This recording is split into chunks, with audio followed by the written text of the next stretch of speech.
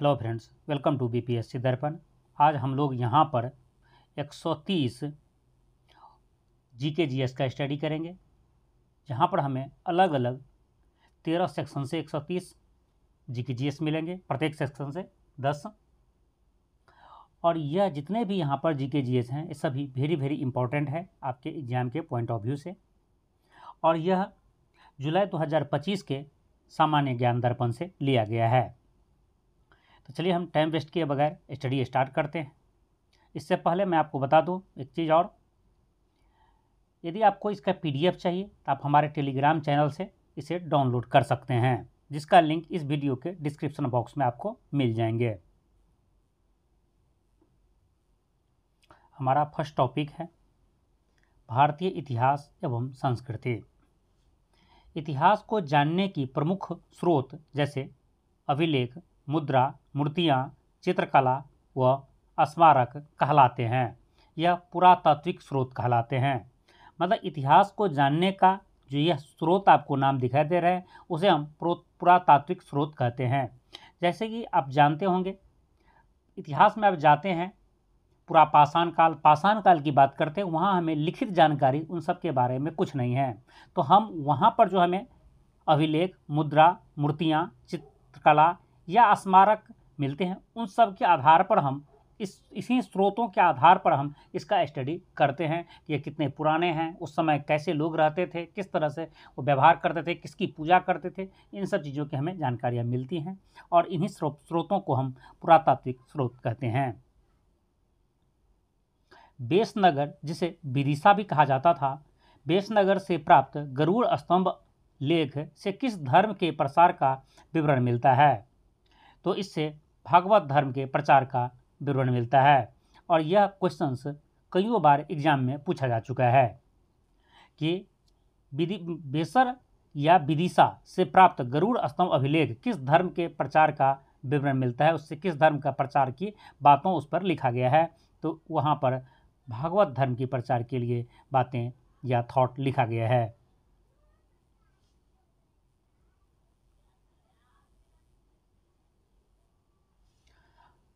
हाथी गुफा अभिलेख, प्रयाग स्तंभ लेख, मंदसौर अभिलेख व एहोल अभिलेख से संबंधित शासक है। देखिए, यह एग्जाम प्रीवियस ईयर में पूछा गया क्वेश्चन है, क्योंकि इस तरह से मिलान करने के लिए दिया जाता है। इसी क्वेश्चन को यहाँ पर ये वन लाइनर के फॉर्म में दे दिए गए हैं। तो चलिए हम एक एक करके देखते हैं। हाथी गुफा अभिलेख कलिंग नरेश खालवेल का है। प्रयाग स्तंभ अभिलेख समुद्रगुप्त का है।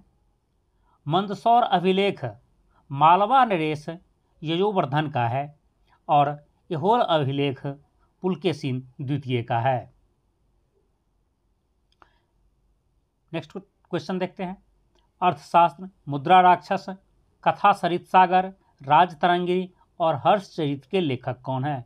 यह सेम क्वेश्चन प्रीवियस ईयर से लिया गया है। और यदि आपको एक साथ इस तरह के क्वेश्चन देखते हैं मिलान करने के लिए, तो इसके लिए भी यह उपयुक्त है। और साथ ही यदि एक एक क्वेश्चन अलग अलग भी आपको मिलते हैं तो उन्हें भी आप यहाँ से टैकल कर सकते हैं। यह सभी फेमस बुक है, जिसे कई एग्जाम में कई बार पूछा जा चुका है। तो चलिए हम देख लेते हैं।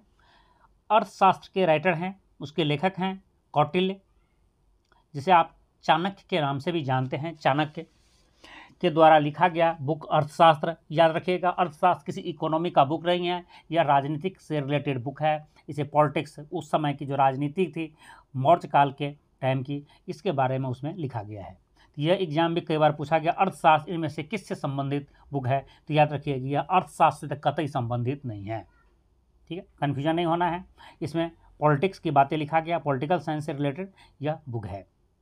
मुद्रा राक्षस के राइटर हैं विशाख दत्त। कथा सरित सागर के लेखक हैं सोमदेव। राजतरंगिणी के लेखक हैं कलहन। और हर्षचरित के लेखक है बाणभट्ट। और इसे आप भी समझ के रट जाएं, क्योंकि यह इतने भी यहाँ पर बुक का नाम है, यह कईयों बार कई एग्जाम में पूछा जा चुका है। नेक्स्ट देखते हैं। ऋग्वेद, यजुर्वेद, सामवेद, अथर्ववेद के पुरोहितों को कहा जाता है। देखिए, इन सभी चारों वेद, जैसे कि आप जानते हैं हमारे 4 वेद हैं, जिन चारों के नाम आपके सामने हैं। यजुर्वेद, ऋग्वेद, यजुर्वेद, सामवेद और अथर्ववेद। और इन सब के पुरोहितों को कहा जाता है, क्या कहा जाता है, एक एक करके देख लेते हैं। ऋग्वेद के पुरोहित को होत्री कहा जाता है, यजुर्वेद के पुरोहित को अर्थयु कहा जाता है, सामवेद के पुरोहित को उद्गाता कहा जाता है और अथर्ववेद के पुरोहित को ब्रह्म कहा जाता है।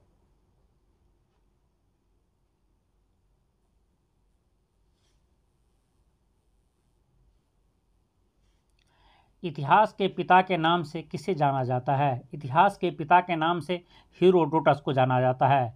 हेरोडोटस को ही इतिहास का पिता या फादर ऑफ हिस्ट्री हेरोडोटस को ही कहा जाता है। सिकंदर के साथ भारत आने वाले प्रमुख लेखकों में सम्मिलित थे।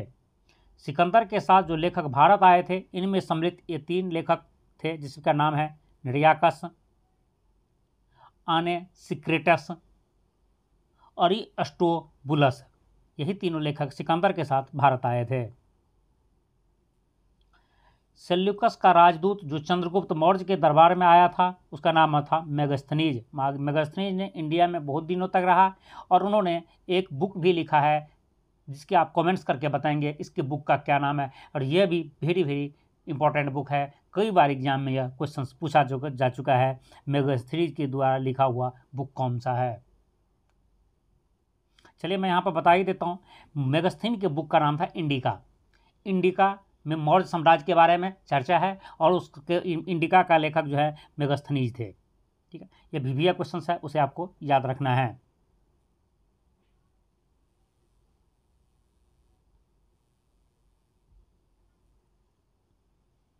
बिना किसी लेख के प्राचीन सिक्के कहलाते थे, आहत सिक्के कहलाते थे।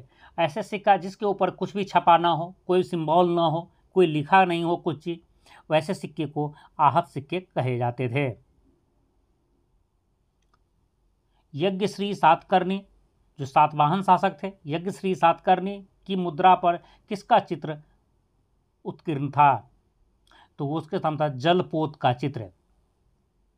आपसे कई बार एग्जाम में भी पूछा जा चुका है कि जलपोत का चित्र जो है इनमें से किसके द्वारा चलाए गए सिक्के पर लिखा हुआ था? याद रखिएगा, यह था यज्ञश्री सातकर्णी। कई बार सिर्फ राजवंश का नाम देगा तो आपको लिखना है यह सातवाहन शासक थे, सातवाहन से थे।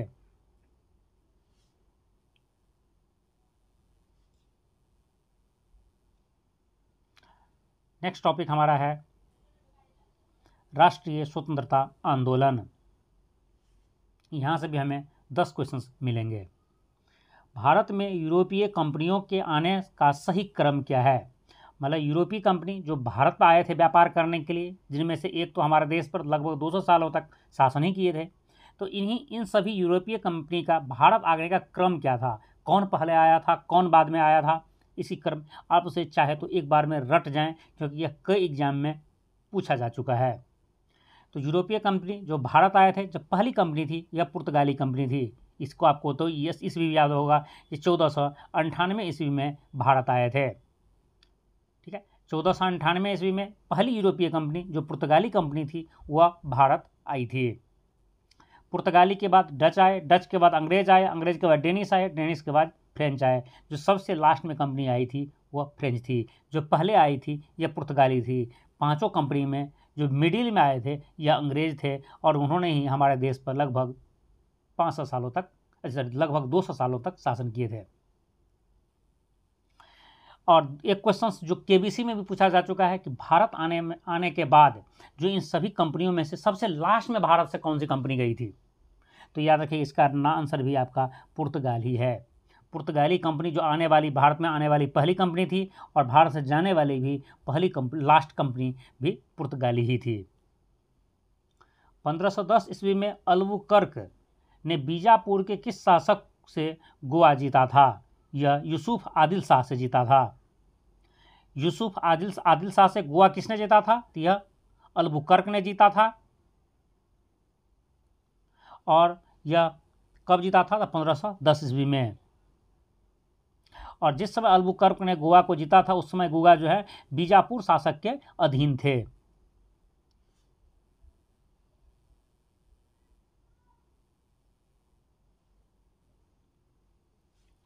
भारत आने वाले प्रथम डच यात्री कौन था? तो भारत आने वाले जो प्रथम डच यात्री थे वह थे कॉर्नेलिस डे हॉटनमैन।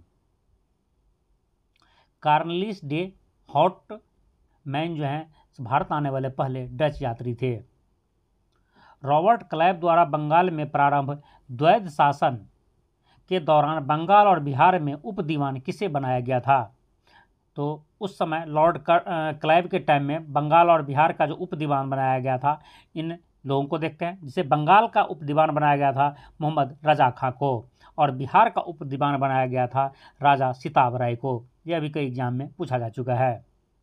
कौन सा अंग्रेज गवर्नर जनरल स्वयं को बंगाल का शेर, टाइगर ऑफ बंगाल कहलाता था अपने आप को?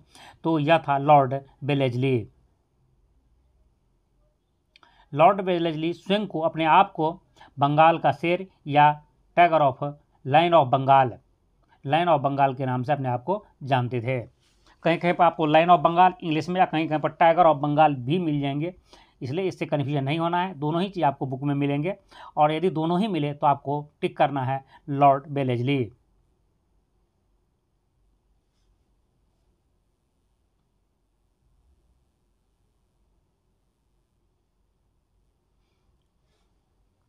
वर्ष 1857 ईस्वी में विद्रोह के समय इलाहाबाद, जगदीशपुर, बरेली, फैजाबाद, फतेहपुर में प्रमुख नेतृत्वकर्ता कौन थे? सेम ऐसे क्वेश्चंस प्रीवियस ईयर से उठा गया है, जो आपको मैच करने के लिए दिए जाते हैं एक दूसरे से। यही क्वेश्चंस है, इसे भी आपको वेरी वेरी इंपॉर्टेंट के दायरे में रख के याद करना है। 1857 के समय में, उसके 1857 के विद्रोह के टाइम इलाहाबाद से जो नेतृत्व कर रहे थे यह थे लियाकत अली। जगदीशपुर से नेतृत्व करने वाले ये थे कुंवर सिंह। यह तो पता नहीं कितने बार बिहार पीसीएस या बिहार बीपीएससी या बिहार एसएससी में पूछा जा चुका है। वैसे जितने भी क्वेश्चन हैं यहाँ से सभी प्रीवियस ईयर में पूछे जा चुके हैं।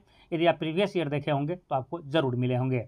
लेकिन जगदीशपुर से शासक कौन थे? कुंवर सिंह। ये बिहार के लिए तो समझ सकते हैं, बीपीएससी के लिए तो और बिहार एसएससी के लिए उनका फेवरेट क्वेश्चन है। आगे देखते हैं। बरेली से नेतृत्व करता थे खान बहादुर खां, और फैजाबाद से नेतृत्व करता थे मौलवी अहमदुल्ला, और फतेहपुर से जो नेतृत्व करता थे वह थे अजीमुल्ला।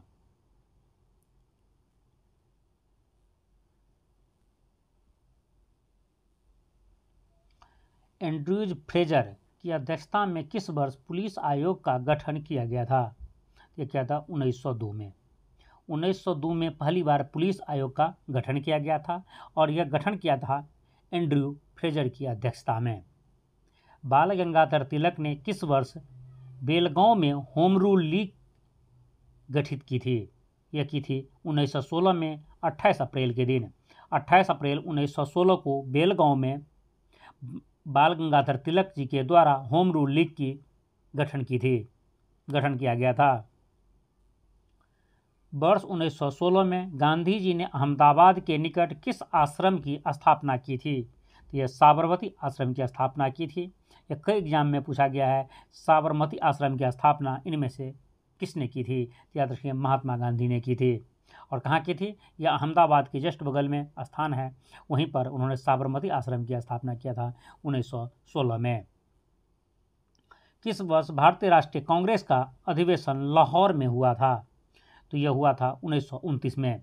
दिसंबर 1929 में भारतीय राष्ट्रीय कांग्रेस का अधिवेशन लाहौर में हुआ था। उस समय लाहौर तो इंडिया का ही पार्ट था, अभी वो पाकिस्तान में है।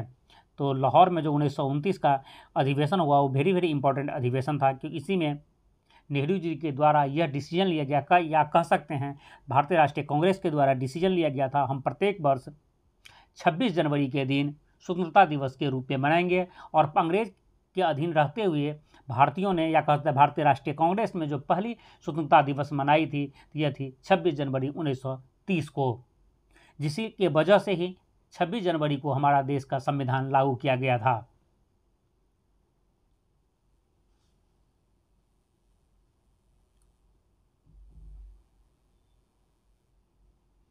नेक्स्ट टॉपिक हमारा है भारतीय राज्य व्यवस्था एवं संविधान। यहाँ पर हमें 10 क्वेश्चन पॉलिटी से रिलेटेड मिलेंगे। संविधान की प्रस्तावना में 42वें संविधान संशोधन 1976 द्वारा कौन से शब्द जोड़े गए थे? इसमें 3 शब्द जोड़े गए थे, समाजवादी, पंथनिरपेक्ष और अखंडता। याद रखेंगे हमारे मूल संविधान के जो प्रस्तावना थे इनमें यह तीनों शब्द नहीं थे। इसे 42वें संविधान संशोधन के द्वारा 1976 में जोड़ा गया था और यह कई एग्जाम में पूछा जा चुका है। तो यह है 3 शब्द याद रखेंगे आप, समाजवादी, पंथनिरपेक्ष और अखंडता।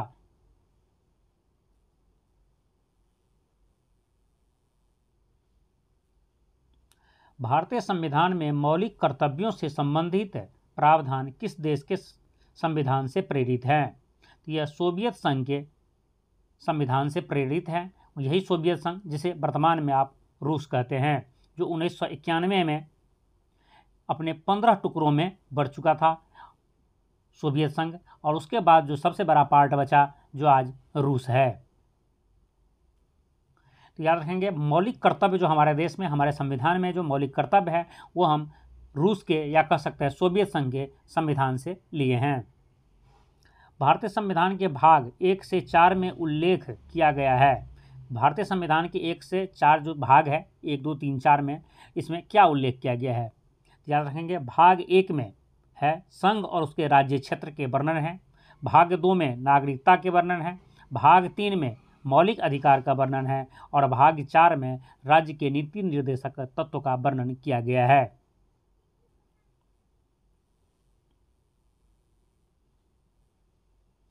भारतीय संविधान के किस अनुच्छेद में विभिन्न पदाधिकारियों द्वारा पद ग्रहण के समय ली जाने वाली शपथ का उल्लेख है?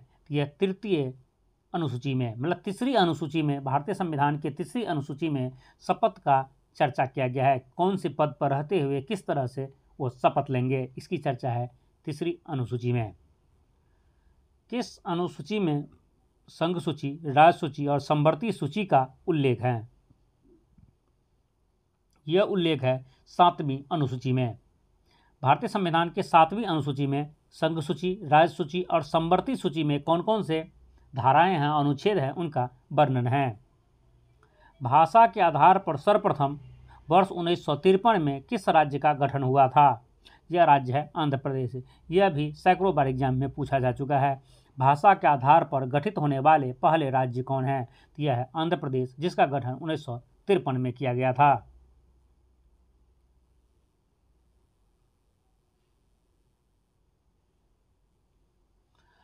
किस संशोधन अधिनियम द्वारा गोवा, दमन और दीव को प्रथम प्रविष्टि में शामिल करके भारत का अभिन्न अंग बनाया गया था? यह है 12वें संविधान संशोधन अधिनियम 1962 के द्वारा। ठीक है, 12वां संविधान संशोधन जो 1962 में किया था, जिसके द्वारा गोवा, दमन, दीव को प्रथम प्रविष्टि में शामिल किया गया था, भारत का अंग बनाया गया था। किस मौलिक अधिकार को 44वें संविधान संशोधन अधिनियम 1978 द्वारा हटाया गया था? यह है संपत्ति के अधिकार।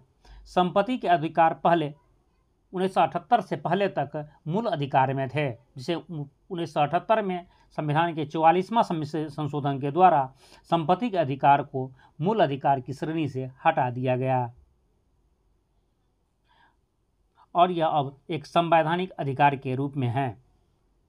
किस अनुच्छेद के अंतर्गत अपराधों के लिए दोष सिद्धि के संबंध में संरक्षण का प्रावधान है? यह अनुच्छेद 20।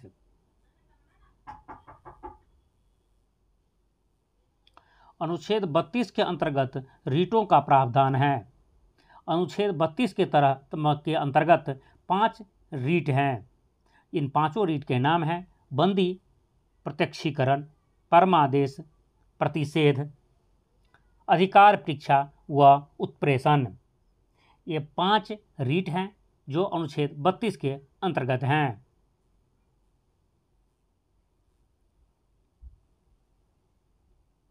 नेक्स्ट टॉपिक हमारा है पर्यावरण एवं जैव विविधता। यहाँ से भी हम 10 VVI GK GS मिलेंगे। चलिए हम इसका स्टडी करते हैं। भारत का एकमात्र तैरता हुआ राष्ट्रीय उद्यान है।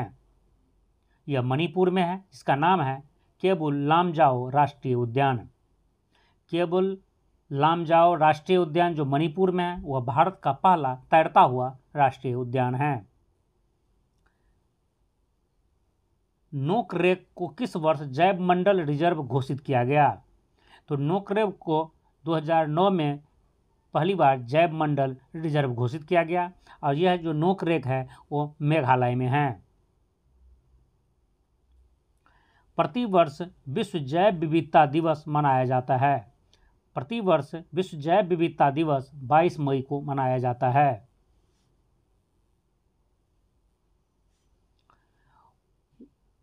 वर्ल्ड वाइड फंड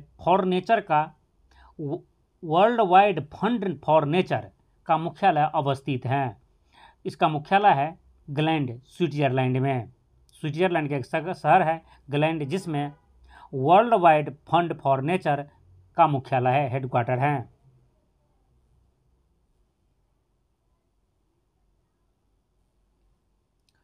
जैव विविधता पर संरक्षण संधि को किस वर्ष अपनाया गया? जैव विविधता पर संरक्षण संधि को वर्ष 1992 में अपनाया गया। भारत से संबंधित प्रमुख वन्य जीव संरक्षण परियोजना हगुल परियोजना किस वर्ष प्रारंभ किया गया? यह 1970 में प्रारंभ किया गया था। हगुल परियोजना जो है 1970 में प्रारंभ किया गया था। नीलगिरी तहर के संरक्षण के लिए किस वर्ष परियोजना प्रारंभ की गई थी? यह 2023 में की गई थी। नीलगिरी तहर के संरक्षण के लिए जो परियोजना प्रारंभ की गई थी यह वर्ष 2023 में की गई थी। ग्रीन हाउस गैस में प्रमुख उदाहरण है। ग्रीन हाउस गैस के प्रमुख उदाहरण है कार्बन डाइऑक्साइड, CO2, और यह भी कई एग्जाम में पूछा जा चुका है। ऐसी प्रजातियां जिसके 70% सदस्यों का विगत 10 वर्षों में क्षय हो चुका है वह कहलाती हैं संकटापन्न प्रजातियां। मतलब वैसे प्रजाति जो अब जिसके ऊपर संकट के बादल गहरा रहे हैं, बहुत जल्दी यह लुप्त होने के कगार पर हैं। ठीक है, वह तो इस संकटापन्न प्रजाति या कह सकते हैं लुप्त होने वाली प्रजाति किसे कहा जाता है? तो वैसी प्रजाति जो पिछले 10 सालों में अपनी जनसंख्या का लगभग 70% खो दिया है या खत्म हो चुकी है उसकी जनसंख्या। ऐसे क्षेत्र जहां जैव विविधता का व्यापक भंडार पाया जाता है कहलाता है, वह मेगा जोन कहलाता है। वैसे क्षेत्र जहां पर जैव विविधता का व्यापक या बहुत बड़ा भंडार पाया जाता है, जैव विविधता बहुत बड़े लेवल पर मिलते हैं, वैसे स्थान को मेगा जोन कहा जाता है।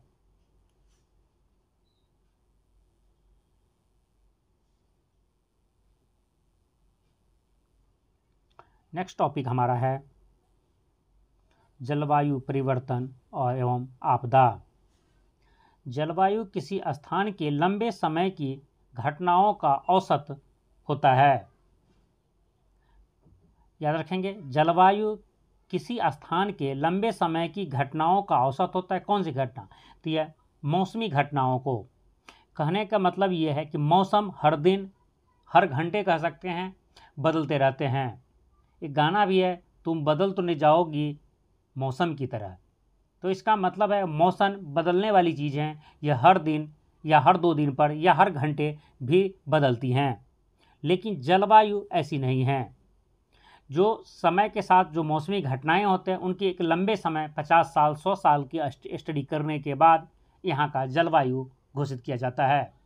जैसे कि आप जानते हैं भारत की जलवायु एक मानसूनी जलवायु है। तो मानसून हमारे देश में आज से नहीं है, यह सैकड़ों वर्षों से मानसून अपने टाइम पर भारतीय उपमहाद्वीप में बारिश करती हैं, मानसून से बारिश होता है, तो इसलिए उसे मानसूनी जलवायु कहा जाता है। तो फिर से एक बार देख लें क्वेश्चन को।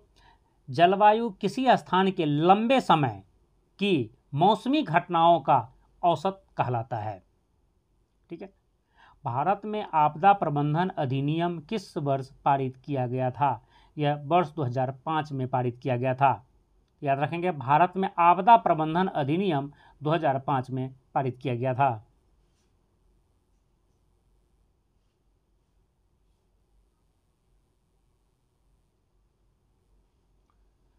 भारत के कुल भूभाग का लगभग कितना प्रतिशत क्षेत्र भूकंप की संभावना वाला क्षेत्र है?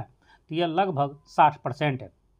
भारत का लगभग 60% भाग ऐसा है जहां पर भूकंप आने की संभावना बनी रहती है। कहीं कम तो कहीं ज़्यादा।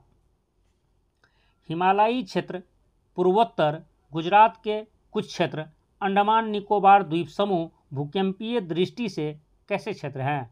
यह अति सक्रिय क्षेत्र हैं। जैसे कि आप जानते हैं, पहले क्वेश्चंस में देखे थे कि यहाँ पर 60% क्षेत्र भारत की जो है भूकंपीय जोन में आता है, जिनमें से ये जो नाम आप सुन रहे हैं, हिमालयी क्षेत्र, पूर्वोत्तर का क्षेत्र, गुजरात का कुछ क्षेत्र, अंडमान निकोबार द्वीप समूह, यह भूकंप की अति सक्रिय क्षेत्र से संबंधित हैं। इंडोर वायु प्रदूषण से स्वास्थ्य संबंधी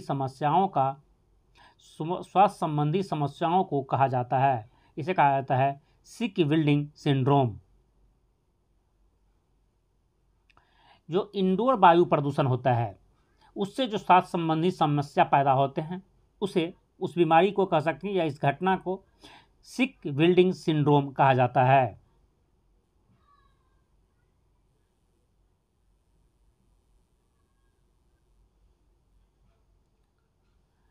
VS4 अनुवर्ती ईंधन की सल्फर सांद्रता कितनी होती है? तो VS4 जो ईंधन है इसकी सल्फर सांद्रता 50 होती है, 50 ppm होती हैं। कह सकते हैं 50 भाग प्रति मिलियन, जिसे ppm बोले जाते हैं। हाइड्रोजन ईंधन को जलाने से किसका उत्सर्जन होता है? हाइड्रोकार्बन ईंधन को जलाने से किसका उत्सर्जन होता है? तो उसमें मुख्य रूप से कार्बन डाइऑक्साइड निकलते हैं। हाइड्रोकार्बन वैसे ईंधन को कहा जाता है जिसमें हाइड्रोजन और कार्बन मुख्य रूप से हो। जैसे जितने ये पेट्रोलियम पदार्थ है वो सभी के सभी हाइड्रोकार्बन हैं, जिसमें पेट्रोलियम का मतलब आप सब जान ही गए होंगे, पेट्रोल, डीजल, केरोसिन, इस सब के सब हाइड्रोकार्बन हैं। साथ ही जो कोयला, यह भी एक कार्बन का मुख्य स्रोत है, और इसमें भी यह भी हाइड्रोकार्बन के ही अंतर्गत आते हैं। तो कहने का मतलब है हाइड्रोकार्बन ईंधन जितने हैं उनको जलाने से मुख्य रूप से कार्बन डाइऑक्साइड उत्पन्न होते हैं, और यह पूर्ण रूप से न जले तो उससे कार्बन मोनोऑक्साइड गैस उत्सर्जित होते हैं। यह वह जीवाश्म ईंधन ऊर्जा संसाधन है जिसका ऊर्जा उत्पादन के लिए दहन नहीं किया जा सकता। यह है स्ट्रेटेड कार्बन। स्ट्रेटेड कार्बन का एक ऐसा जीवाश्म ईंधन है जिसका दहन नहीं किया जा सकता है।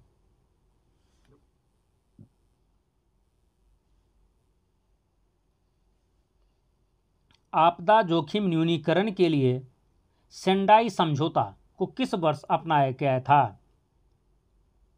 सेंडाई समझौता को वर्ष 2015 में अपनाया गया था। अब देखिए, आपदा जोखिम न्यूनीकरण या कह सकते हैं आपदा जोखिम को जो प्रबंधन कर सकते हैं उससे निपटने के लिए जो तौर तरीका है, उससे निपटने के लिए यह समझौता हुआ था, सेंडाई समझौता। यह जापान की एक सिटी है सेंडाई, जहां पर यह समझौता हुआ था, इसलिए उसका नाम दिया गया सेंडाई समझौता, जिसे भारत में पहली बार अपनाया गया था 2015 में, और ख़ास करके भारत में इसे लागू करने वाला पहला राज्य बिहार था। राष्ट्रीय आपदा प्रबंधन योजना को किस वर्ष लागू किया गया? यह वर्ष 2019 में लागू किया गया है। राष्ट्रीय आपदा प्रबंधन योजना को वर्ष 2019 में पहली बार लागू किया गया था।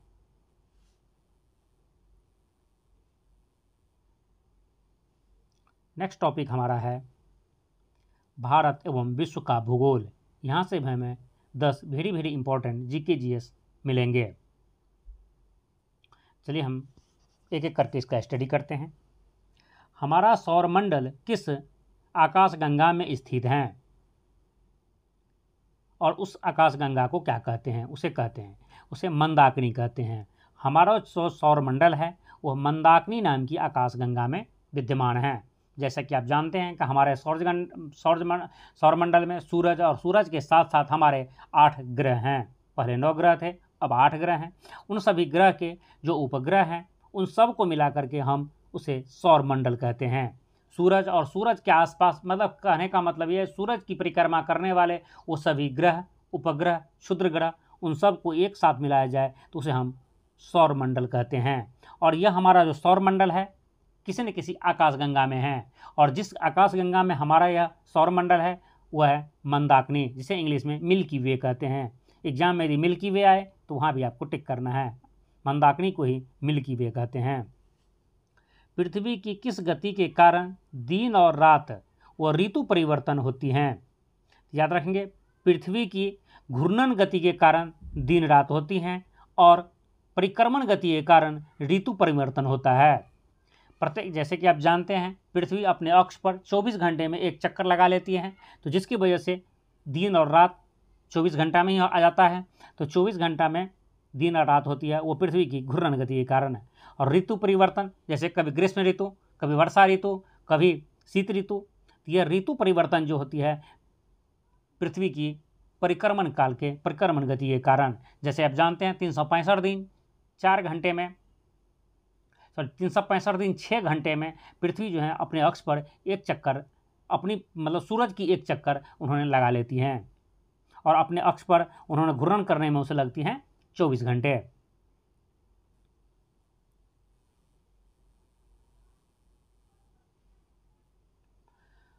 ग्लोब पर पश्चिम से पूर्व की ओर खींची गई काल्पनिक रेखाओं को कहा जाता है, उसे अक्षांश रेखा कहा जाता है। जैसे कि आप जब भी ग्लोब देखे हों या मैप देखे होंगे, तो आपको उसमें जो लाइन आपको पूर्व से पश्चिम की ओर जो दिखाई देता है हॉरिजॉन्टल लाइन, तो यह जो है रेखा क्या है, अक्षांश रेखा है। ठीक है।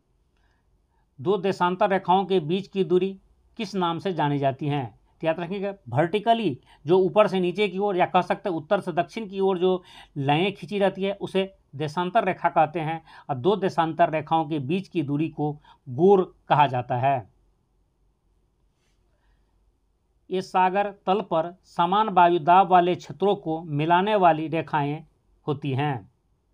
सागर तल पर समान वायुदाब वाले क्षेत्रों को मिलाने वाली रेखा को समदाब रेखा कही जाती हैं, और इसे इंग्लिश में आइसोबार कहा जाता है। इंग्लिश में कभी कभी दोनों ही ऑप्शन या करके देगा, या कभी कभी दोनों में से कोई एक ही देगा। तो याद रखेंगे, कभी समदाब रेखा लिखेगा, कभी आइसोबार।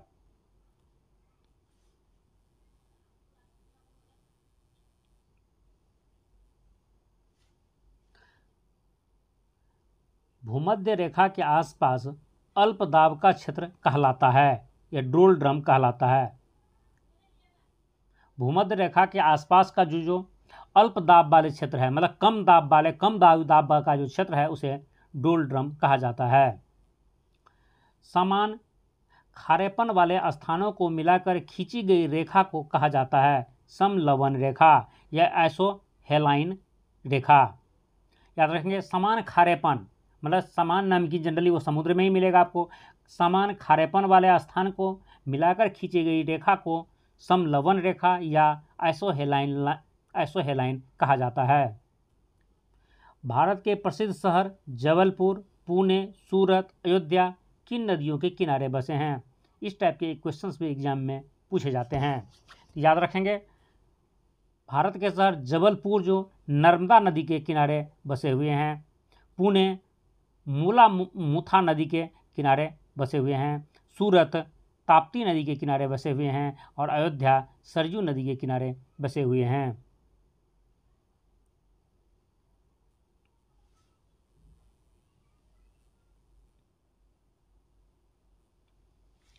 भारत की प्रमुख जलप्रपात: जोग जलप्रपात, शिव समुद्रम जलप्रपात, हुंड्रू जलप्रपात, धुआंधार जलप्रपात किन नदियों से संबंधित हैं? यह कह सकते हैं यह किन नदी पर बनाया गया है यह जलप्रपात। तो आपका राइट आंसर है, यहाँ पर एक एक करके देखेंगे। जो जोग जलप्रपात है यह शरावती नदी पर है, शिव समुद्रम जलप्रपात कावेरी नदी पर है, हुंड्रू जलप्रपात स्वर्णरेखा नदी पर है, धुआंधार जलप्रपात नर्मदा नदी पर हैं। और इसे भी आप VVA करके याद रखेंगे, यह क्वेश्चंस भी कई बार एग्जाम में पूछा जा चुका है। काली मृदा किन फसलों के लिए सर्वोत्तम है? मतलब जो काली मिट्टी है यह किन फसलों के लिए सर्वोत्तम है? तो याद रखेंगे, यह कपास, गन्ना, तंबाकू और तिलहन के लिए सर्वोच्च हैं। काली मिट्टी में मुख्य रूप से कपास, गन्ना, तंबाकू और तिलहन की खेती की जाती हैं। और यदि ये चारों ऑप्शन ना हो, सिर्फ एक ऑप्शन हो, तो याद रखेंगे यहाँ पर टिक करेंगे कपास, रुई जिसे कॉटन बोलते हैं।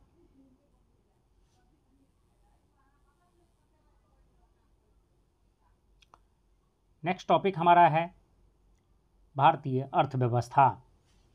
भारतीय अर्थव्यवस्था का स्वरूप कैसा है? तो भारतीय अर्थव्यवस्था का स्वरूप मिश्रित है। भारत में मिश्रित अर्थव्यवस्था है। क्रय शक्ति समता पीपीपी के आधार पर भारत विश्व की सबसे बड़ी अर्थव्यवस्था है। भारत तीसरी सबसे बड़ी अर्थव्यवस्था है। मतलब खरीदने की पावर, भारत में जो खरीदने की पावर है वो दुनिया में तीसरे स्थान पर, हम खरीदने के मामले में दुनिया में तीसरे स्थान पर हैं हमारी अर्थव्यवस्था। तो कहने कह सकते हैं कि भारत जो है क्रय शक्ति क्षमता के आधार पर विश्व का तीसरी सबसे बड़ी अर्थव्यवस्था है। और यदि वैसे इकोनॉमिकल जो हमारी संपत्ति है देश की, हमारी जो जीडीपी है, उसके आधार पर हम विश्व के चौथे सबसे बड़ी अर्थव्यवस्था है। हम 2025 में ही जापान को पीछे छोड़ करके चौथे स्थान प्राप्त किए हैं। याद रखेंगे, ओवरऑल जीडीपी के मामला में हम दुनिया में चौथे स्थान पर हमारी अर्थव्यवस्था है, और क्रय शक्ति खरीदने के मामले में हम तीसरे स्थान पर हैं।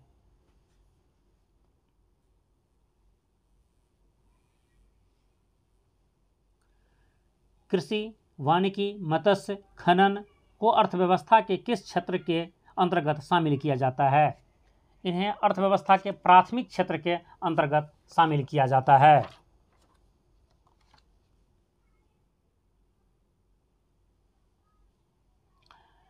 प्राथमिक क्षेत्र मतलब वैसे क्षेत्र को कहा जाता है जहां से प्राकृतिक रूप से संसाधन, जितने भी प्राकृतिक संसाधन होते हैं उसे हम प्राथमिक क्षेत्र में रखते हैं। जैसे कृषि, जो हम खेती से उत्पादन करते हैं, खेती एक प्राकृतिक चीज़ है जिसमें प्राकृतिक के द्वारा हमें फसल उत्पादन दिया जाता है। वानिकी, वन जंगल, यह भी प्राकृतिक चीज़ है। मत्स्य, मछली, यही प्राकृतिक। खनन, जिससे हम कोयला, पेट्रोलियम जो प्राप्त करते हैं, ये जो भी मेटल हम प्राप्त करते हैं, ये जो खनन जिससे थ्रू किया जाता है, नेचुरल। फिर हम पेट्रोलियम प्राथमिक क्षेत्र के अंतर्गत आएंगे, लेकिन पेट्रोल डीजल जब उसे संवर्धित करके हम प्राप्त करते हैं तो वो द्वितीय क्षेत्र में चले जाते हैं। ये भी याद रखना है आपको।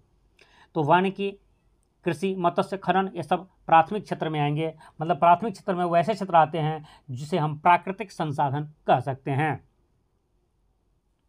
यहाँ पर एक चीज़ और आपको मैं पीछे बता दूँ, जस्ट यहाँ पर, जिससे कि हम पीपीपी मॉडल के आधार पर, जैसे मैं आपको बता चुका हूँ कि हम तीसरे स्थान पर हैं खरीदने के मामले में, और पीपीपी का फुल फॉर्म है purchasing power parity. Purchasing power parity के मामला में हम तीसरे, और ओवरऑल जीडीपी में हम चौथे स्थान पर हैं। जो हम तीसरे स्थान पर हैं, जिसमें पहले स्थान याद रखेंगे, कभी एग्जाम में पूछते, जनरली हम मानते हैं कि चीन पहले स्थान पर, चीन और अमेरिका की बात आती है तो याद रखेंगे चीन पहले स्थान पर है और दूसरे स्थान पर अमेरिका है, तीसरे पर हम हैं। तो तीसरे पर हमें होने की मेन वजह हमारी जनसंख्या है, और चीन को भी पहले पर होने पर की मेन वजह जो है उनकी जनसंख्या है। आज दुनिया में सबसे ज़्यादा जनसंख्या हमारे पास, सेकंड पर चाइना है, लेकिन चाइना के पास इकोनॉमी भी ज़्यादा है, जिसकी वजह से परचेजिंग पावर में चाइना फर्स्ट पोजीशन पर हैं, और दूसरे पर अमेरिका, और तीसरे पर हम भारतीय हैं। लेकिन ओवरऑल में जब बात किया जाए, जिसमें हम चौथे नंबर पर हैं, जापान को पीछे करके हम चौथे पर पहुँचे हैं, उसमें अमेरिका पहला पर है, दूसरा पर चाइना है, और तीसरा पर जर्मनी है। तो जर्मनी भी हमसे थोड़ा बहुत ही आगे पीछे हैं। हम 1-2 साल के अंदर में जर्मनी को भी पीछे करके हम तीसरी पर सबसे बड़ी अर्थव्यवस्था हम ओवरऑल जीडीपी में भी बन जाएंगे। चलिए इसके बाद आगे देखते हैं।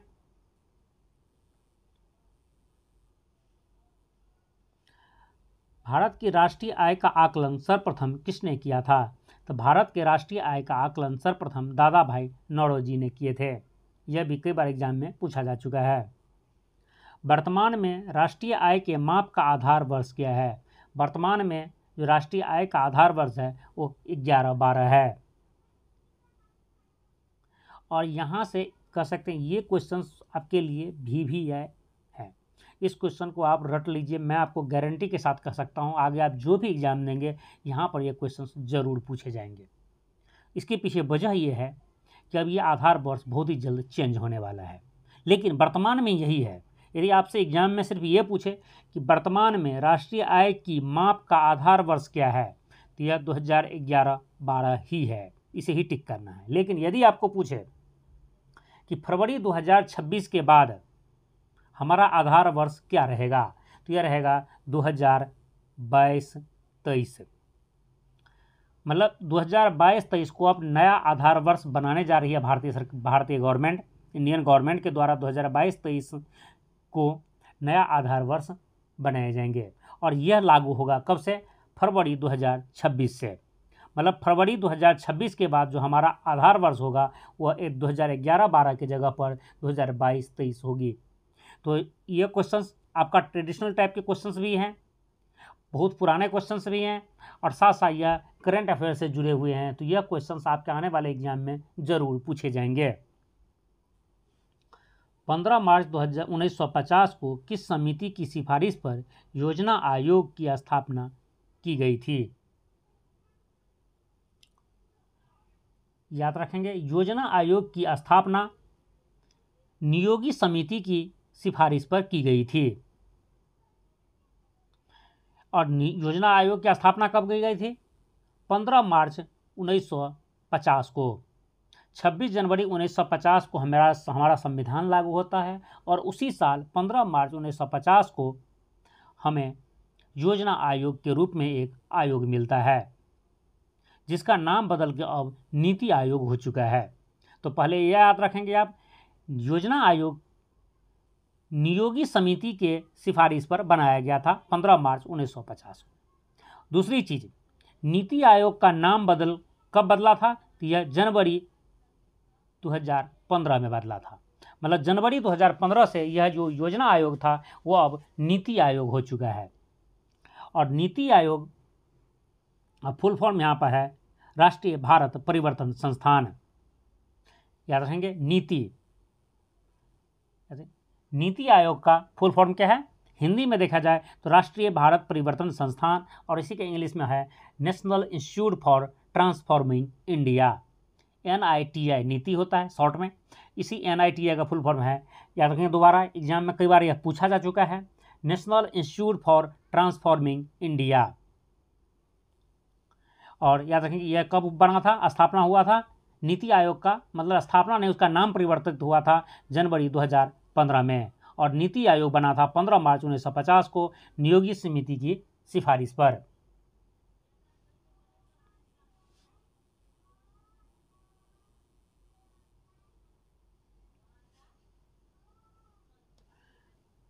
हेराल्ड डोमर, PC महालनोबिस और गॉडगिल मॉडल से संबंधित पंचवर्षीय योजना है।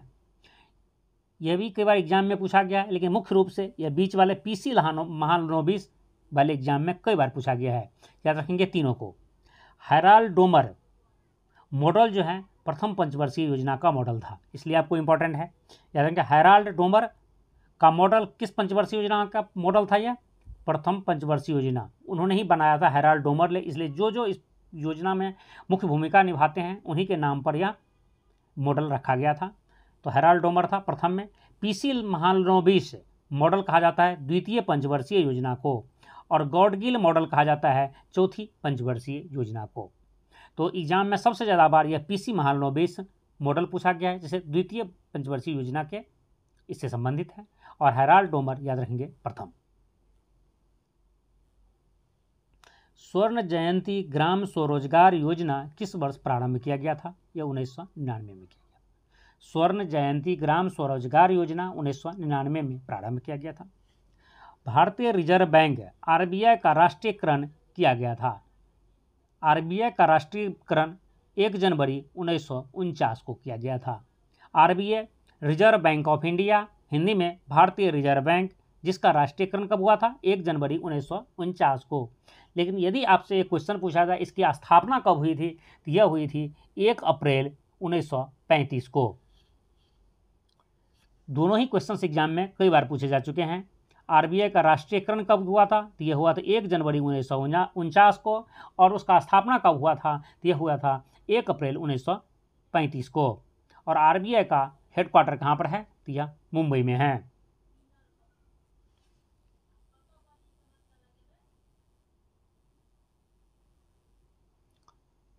नेक्स्ट टॉपिक हमारा है सामान्य विज्ञान एवं तकनीकी। यहाँ से भी हमें 10 मोस्ट इम्पॉर्टेंट क्वेश्चंस मिलेंगे। एक निश्चित दिशा में दो बिंदुओं के बीच की लंबवत दूरी को कहा जाता है, उसे विस्थापन कहा जाता है। दो बिंदुओं के बीच की जो लंबवत दूरी होते हैं एक निश्चित दिशा में, उसे विस्थापन कहा जाता है। किसी वस्तु के द्रव्यमान तथा वेग के गुणनफल को कहा जाता है वस्तु का संवेग। किसी भी वस्तु के उनके द्रव्यमान और वेग के जो को गुणनफल होता है उसे वस्तु का संवेग कहा जाता है।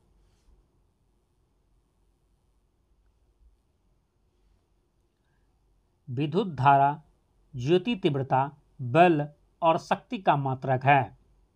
याद रखेंगे इनका मात्रक क्या, आपसे यहाँ पर मात्रक पूछा गया है और यह भी सिंपल से क्वेश्चंस कई एग्जाम में पूछा जा चुका है। सिंपल से पूछेगा विद्युत धारा का मात्रक इनमें से कौन सा है, अलग अलग पूछे जा सकते हैं या मिलान करने के लिए दिया जा सकता है।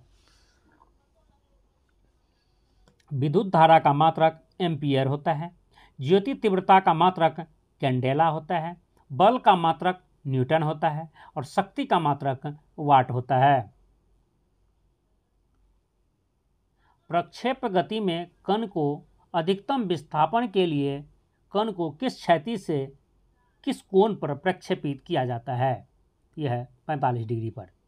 सिंपल से यहाँ क्वेश्चन से समझ लीजिए किस एंगल पर भाले को फेंका जाए कि वो सबसे ज़्यादा दूरी तक पहुँचे, तो याद रखेंगे यह 45 डिग्री पर। कई बार सिंपल से ऐसा ही क्वेश्चन पूछा गया है। दूसरी तरीका से यहाँ पर देख ही चुके हैं आप, प्रक्षेप गति में कण को अधिकतम विस्थापन के लिए कण को क्षैतिज से किस कोण पर प्रक्षेपित किया जाता है, तो वह है 45 डिग्री। 45 डिग्री के एंगल पर फेंकने पर यह सबसे ज़्यादा दूरी तक जाती है भाला। कई बार एग्जाम में सिर्फ भाला का एग्जाम्पल देकर के यह क्वेश्चन पूछा जा चुका है। बंदूक की गोली से शीशे में गोल छेद होता है। गोल छेद होना न्यूटन के किस नियम पर आधारित है, यह न्यूटन के प्रथम गति नियम पर आधारित है। पृथ्वी तल पर पलायन वेग माना जाता है। पृथ्वी के तल पर पलायन वेग 11.2 किलोमीटर पर सेकेंड माना गया है और यह भी कई बार एग्जाम में पूछा गया है यह डेटा।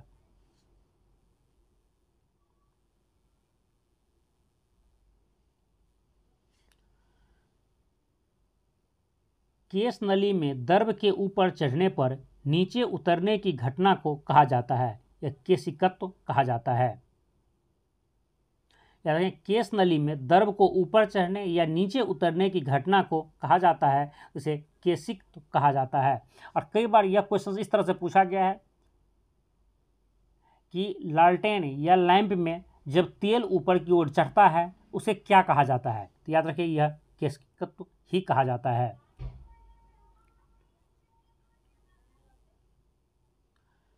ध्वनि एक स्थान से दूसरे स्थान तक किस रूप में गमन करती हैं, तो वह तरंग के रूप में गमन करती हैं। ध्वनि आवाज़ जो है एक स्थान से दूसरे स्थान तक तरंग के रूप में गमन करती हैं। सोनार तकनीक किस प्रकार की तरंगों का प्रयोग किया जाता है, मतलब सोनार तकनीक में किस तरह के तरंगों का प्रयोग किया जाता है, तो इसमें पराश्रव्य तरंग का प्रयोग किया जाता है। और यह भी एग्जाम में कई बार पूछा जा चुका है कि सोनार तकनीक में इनमें से किस तरंग का प्रयोग किया जाता है, याद रखेंगे यह पराश्रव्य तरंग का प्रयोग किया जाता है। नेक्स्ट टॉपिक हमारा है कृषि, एग्रीकल्चर। कृषि वानिकी राष्ट्रीय अनुसंधान केंद्र कहाँ अवस्थित हैं, यह झांसी में स्थित हैं। उत्तर प्रदेश के एक शहर झांसी में कृषि वानिकी राष्ट्रीय अनुसंधान केंद्र अवस्थित हैं। भारतीय कृषि अनुसंधान संस्थान की स्थापना किस वर्ष हुई थी, तो भारतीय कृषि अनुसंधान संस्थान की स्थापना 1905 में 1 अप्रैल को हुई थी। मतलब 1 अप्रैल 1905 को भारतीय कृषि अनुसंधान संस्थान की स्थापना हुई थी।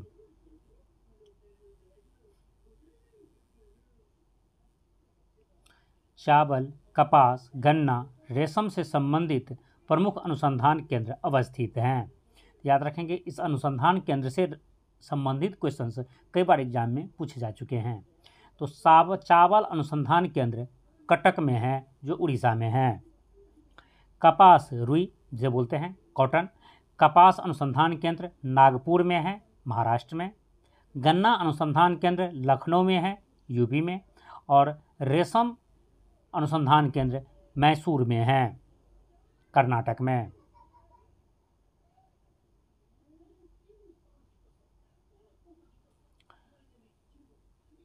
ICAR विवेकानंद पर्वतीय कृषि अनुसंधान संस्थान अवस्थित हैं। यह अल्मोड़ा उत्तराखंड में अवस्थित हैं। अल्मोड़ा उत्तराखंड में ICAR विवेकानंद पर्वतीय कृषि अनुसंधान संस्थान है। रबी फसल की बुआई सामान्यतः की जाती है। रबी फसल की बुआई अक्टूबर नवंबर के महीने में की जाती है।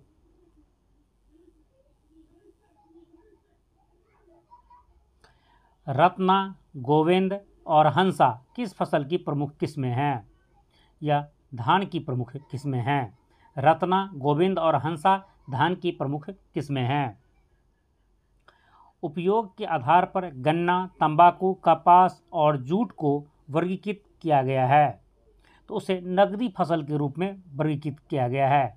मतलब गन्ना, तंबाकू, कपास और जूट ऐसे फसल है जिससे किसान को नकदी प्राप्त होता है, डायरेक्ट पैसे प्राप्त होता है। उसे आप कह सकते हैं अनुसंधान संस्थान या किसी दूसरी प्रोडक्ट बनाने के लिए उसको जो है बड़ी बड़ी कंपनियां खरीद लेती हैं और किसान को डायरेक्ट नगद दिए जाते हैं, पैसे दिए जाते हैं। मतलब वह इनकम के एक अलग स्रोत है, डायरेक्ट स्रोत है, जिसकी वजह से उसे नगदी फसल कहा जाता है। मोज़ेक रोग या पीला सीरा रोग किस फसल का प्रमुख रोग है? यह भिंडी का प्रमुख रूप है। भिंडी में मुख्य रूप से मोज़ेक या पीला सीरा रोग लगता है। ब्लैक स्कर्फ किसका प्रमुख रोग है? ब्लैक स्कर्फ रोग आलू में लगता है मुख्य रूप से। पानी की कमी न होने पर भी पौधे मुरझाकर सूख जाते हैं। यह बैगन में मलानिली रोग के कारण होता है, या जिसे विल्ट रोग भी कहा जाता है।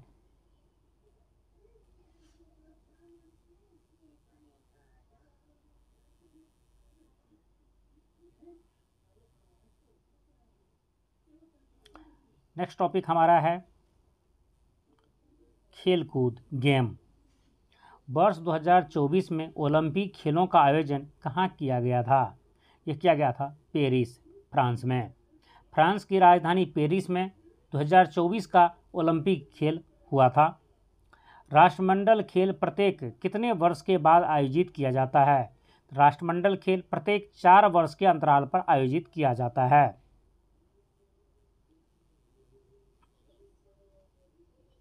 वर्ष 2026 के एशियाई खेलों का आयोजन कहाँ प्रस्तावित है?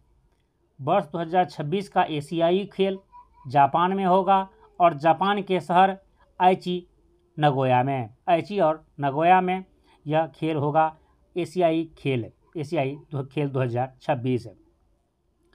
दक्षेस खेलों का पहली बार आयोजन किस वर्ष किया गया था? यह 1984 में किया गया था। दक्षेस खेलों का पहली बार आयोजन 1984 में हुआ था।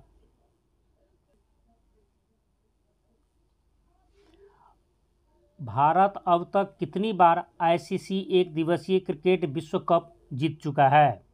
तो यह 2 बार। भारत अब तक 2 बार आईसीसी एक दिवसीय वनडे क्रिकेट वर्ल्ड कप जीत चुका है, और यह 2 बार था। पहली बार 1983 में और दूसरी बार 2011 में। भारत 2 बार वनडे वर्ल्ड कप जीत चुका है।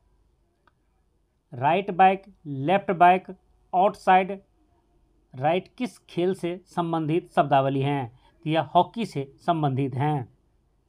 अजमल शाह कप किस खेल से संबंधित प्रमुख ट्रॉफी प्रतियोगिता है? यह हॉकी से संबंधित है। यह भी कई बार एग्जाम में पूछा जा चुका है कि अजमल शाह कप किस खेल से संबंधित हैं? यह हॉकी से संबंधित प्रतियोगिता है। डूरंड कप, संतोष ट्रॉफी किस खेल से संबंधित प्रतियोगिता है? यह फुटबॉल से संबंधित प्रतियोगिता है। याद रखेंगे, यह भी कई बार पूछा गया है। डूरंड कप किस खेल से संबंधित है? यह फुटबॉल से है। संतोष ट्रॉफी किस खेल से संबंधित है? यह भी फुटबॉल से हैं। Penalty kick, fall, red card, yellow card किस खेल से संबंधित शब्दावली हैं? यह भी फुटबॉल से संबंधित शब्दावली हैं। बीबर स्टेडियम कहाँ अवस्थित है? बीबर स्टेडियम पेनिसिल्वेनिया, अमेरिका में अवस्थित है। पेनिसिल्वेनिया अमेरिका का एक शहर है जहाँ पर बीबर स्टेडियम है।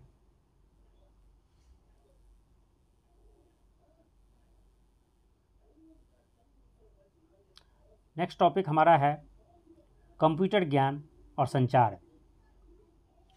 Video display unit, printer, plotter आदि किस युक्ति है?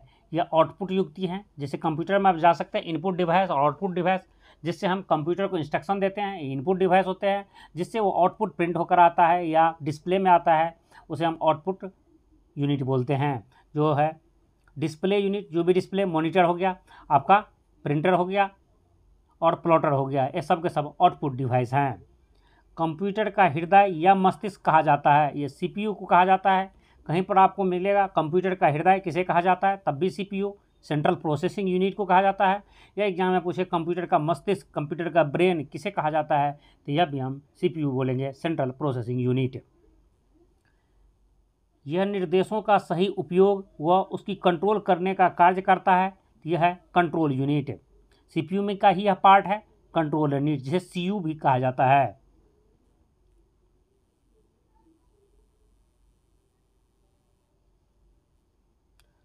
नेटवर्क के संबंध में लैन, मैन और वैन का पूरा नाम क्या है? देखिए, लैन का LAN, इस तरह से लैन होता है। लैन का फुल फॉर्म होता है लोकल एरिया नेटवर्क। मैन होता है मेट्रोपॉलिटन एरिया नेटवर्क। और वैन का पूरा फॉर्म होता है वाइड एरिया नेटवर्क। वर्ष 2000 में 4G तकनीक सर्वप्रथम कहाँ प्रयोग की गई थी? वर्ष 2000 में 4G तकनीक सर्वप्रथम दक्षिण कोरिया में प्रयोग की गई थी। यहाँ से 2 क्वेश्चन याद रखेंगे। 4G तकनीक का सर्वप्रथम प्रयोग साउथ कोरिया, दक्षिण कोरिया में हुआ था। और यह कब हुआ था? वर्ष 2000 में।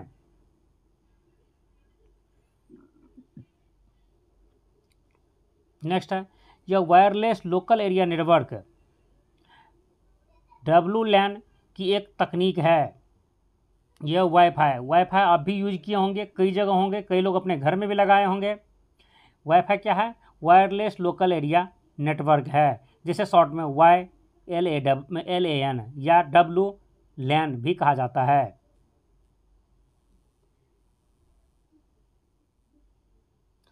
नवंबर 2019 में प्रथम 5G mobile network mobile service की शुरुआत की गई थी। ये अमेरिका में की गई थी।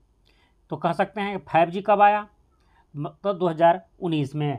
4G आया था 2000 में, 19 साल बाद 5G आता है 2019 में। और इसकी प्रथम शुरुआत, उसकी पहला मोबाइल सर्विस जो है अमेरिका में लॉन्च किया जाता है।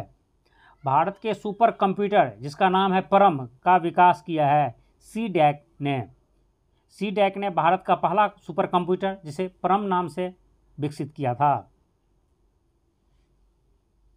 अंतरिक्ष में जाने वाला पहला बोलने वाला रोबोट था किरोबो। याद रखेंगे, अंतरिक्ष में जाने वाला और पहला रोबोट या बोलने वाला पहला रोबोट किरोबा था।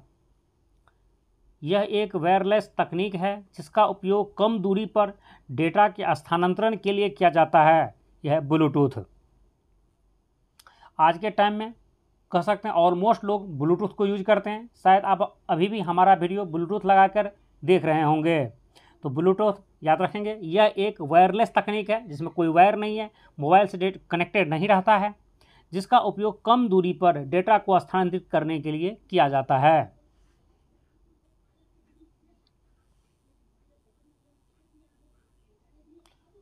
नेक्स्ट टॉपिक हमारा है विविध मिसलेनियस। यहाँ से भी हमें 10 जनरल नॉलेज के क्वेश्चंस मिलेंगे। विश्व में कागजी मुद्रा जारी करने वाला पहला देश था। यह देश चीन था। दुनिया में कागज़ का आविष्कार पहली बार चीन में हुआ था। कागज़ का आविष्कार करने वाला देश भी चीन है। और कागजी मुद्रा मतलब जो नोट है वो छापने वाला भी पहला देश चीन है। कृत्रिम उपग्रह को अंतरिक्ष में प्रक्षेपित करने वाला विश्व का पहला देश रूस है। जो आज के टाइम में दुनिया होड़ में लगी हुई है, हमारी इसरो भी और दुनिया की कई एजेंसियां अंतरिक्ष में अपने अपने सैटेलाइट छोड़ रहे हैं, उपग्रह छोड़ रहे हैं। यह उपग्रह छोड़ने वाला पहला देश, उपग्रह लॉन्च करने वाला पहला देश रूस हैं। संयुक्त राष्ट्र संघ का प्रथम महासचिव कौन था? संयुक्त राष्ट्र संघ का प्रथम महासचिव ट्रिगवेली थे, जो नॉर्वे से बिलोंग करते थे।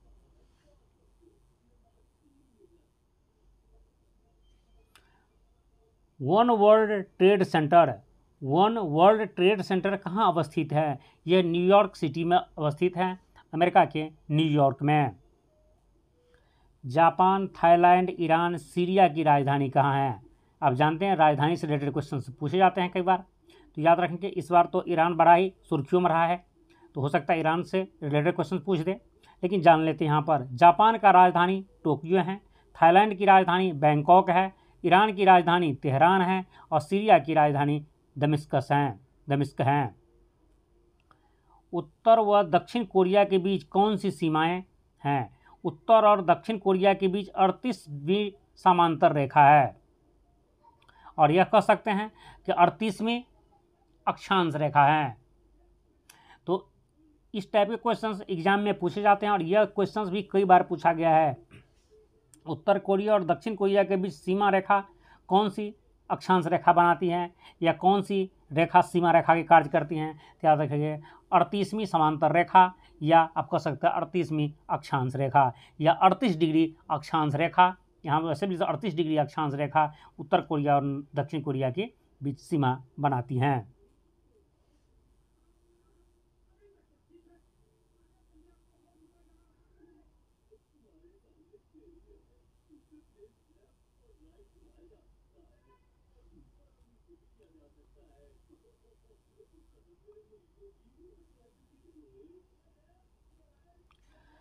हिंडनबर्ग रेखा किस देश की सीमा को विभाजित करता है? तो हिंडनबर्ग रेखा जर्मनी और पोलैंड के बीच सीमा विभाजित करता है। कहने का मतलब है जर्मनी और पोलैंड के बीच के सीमा रेखा को हिंडनबर्ग रेखा कहा जाता है। यह भी कई बार एग्जाम में पूछा गया है। क्रेमलिन, ग्रेट वॉल, पिरामिड व झुकी हुई मीनार अवस्थित हैं। ये चारों ही चीज़ के बारे में नाम लिखा है, यह कहाँ कहाँ अवस्थित हैं? तो याद रखें क्रेमलिन यह मॉस्को में है, रूस की राजधानी मॉस्को में Kremlin. Great wall of China नाम से ही सुने होंगे, ग्रेट वॉल कहाँ पर है? उत्तरी चीन में है। पिरामिड, मिस्र का पिरामिड या कभी कभी गीजा का पिरामिड भी आप सुने होंगे, जो गीजा शहर मिस्र में है। झुकी हुई मीनार, या कह सकते हैं इटली की झुकी हुई मीनार या पीसा की झुकी हुई मीनार, वर्ड आप कई बार सुने होंगे। तो यह झुकी हुई मीनार जो है पीसा शहर इटली में है। या क्रेमलिन जो रूस में है, वह रूस के जो है सो सैन्य विभाग का ऑफिस है। ब्रिटिश सरकार की सरकारी रिपोर्ट को कहा जाता है, ब्रिटिश सरकार या ब्रिटेन सरकार की जो सरकारी रिपोर्ट हो उसे ब्लू बुक कहा जाता है। बेल्जियम व जापान सरकार की सरकारी रिपोर्ट को ग्रे बुक कहा जाता है। तो याद रखेंगे ब्रिटेन की जो सरकारी रिपोर्ट होती है उसे ब्लू बुक, और बेल्जियम और जापान की जो सरकारी रिपोर्ट होती है उसे ग्रे बुक कहा जाता है। तो आपके दिमाग में एक क्वेश्चन और आता होगा कि भारत की सरकारी जो रिपोर्ट है उसे क्या कहा जाता है? तो भारत की सरकारी रिपोर्ट को गजट या राजपत्र कहा जाता है, या कहीं कहीं पर आपको व्हाइट पेपर भी होते बोले जाते हैं। याद रखेंगे भारत की सरकारी रिपोर्ट को गजट, जनरली आप कई बार देखे होंगे गजट में प्रकाशित हुआ है या राजपत्र में प्रकाशित हुआ है कोई मैटर, इस तरह के सेंटेंस आते हैं, या उसे व्हाइट पेपर के नाम से भी जाना जाता है। और इस तरह से हमारा जो ये 130 जीके जीएस का जो पार्ट था यह कंप्लीट हो गया है। और आपको इसका पीडीएफ चाहिए तो आप हमारे टेलीग्राम चैनल से डाउनलोड कर सकते हैं, जिसका नाम बीपीएससी दर्पण ही है, और इसका लिंक इस वीडियो के डिस्क्रिप्शन बॉक्स में आपको मिल जाएंगे। और आप इसी तरह के वीडियो देखना चाहते हैं तो आप हमारे यूट्यूब चैनल पर जाएं। इसी चैनल पर प्लेलिस्ट बना हुआ है जहां पर प्रत्येक महीना का सामान्य ज्ञान दर्पण, इसका स्मरणीय तथ्य, इसका सार संग्रह, इसका एमसीक्यू अपलोडेड है, आप उसे देख सकते हैं।